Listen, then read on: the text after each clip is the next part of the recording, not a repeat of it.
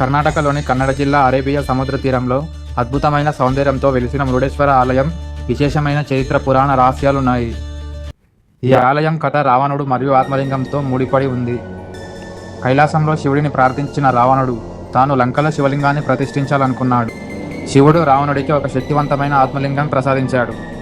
అయితే ఒక నియమం కూడా పెట్టాడు. లింగాన్ని ఎక్కడైతే పెడితే అది అక్కడ శాశ్వతంగా ఉంటుంది. అప్పుడు రావణుడు లంకకు తీసుకెళ్తున్నప్పుడు దేవతలు భయపడి యాత్రను అడ్డుకున్నారు. విష్ణువు బ్రాహ్మణ బాలుడి రూపంలో రావణుడి ముందుకు వచ్చి సాయంత్రం సూర్యాస్తమయం సమయానికి స్నానం చేయాలనుకున్న రావణుడు లింగాన్ని కొద్దిసేపు పట్టుకోమని ఆ బాలుడికి ఇచ్చాడు. ఆ బాలుడు ఆ లింగాన్ని భూమిపై ఉంచేశాడు.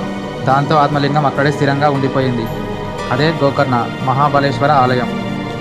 రావణుడు కోపంతో లింగాన్ని పైకి లాగడానికి ప్రయత్నించగా అది విరిగిపోయింది. ఆ లింగం ముక్కలుగా 10 చోట్ల పడ్డాయని చెబుతారు. ఆ లింగం యొక్క తల గోకర్ణలో, ఇతర భాగాలు మురుడేశ్వర సహా ఇతర ప్రాంతాల్లో పడ్డాయని భావిస్తారు. మురుడేశ్వరంలో పడిన భాగాన్ని అక్కడ ప్రతిష్ఠించారు. ఈ కారణంగా ఇక్కడ శివలింగం ప్రాచీనంగా శక్తివంతంగా ఉందని చెబుతున్నారు.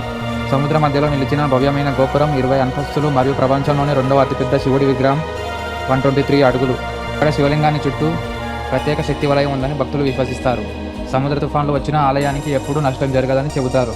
రావణుడు శపించిన కారణంగా ఇక్కడ పూజలు ప్రత్యేక నియమాలతోనే జరగాలి.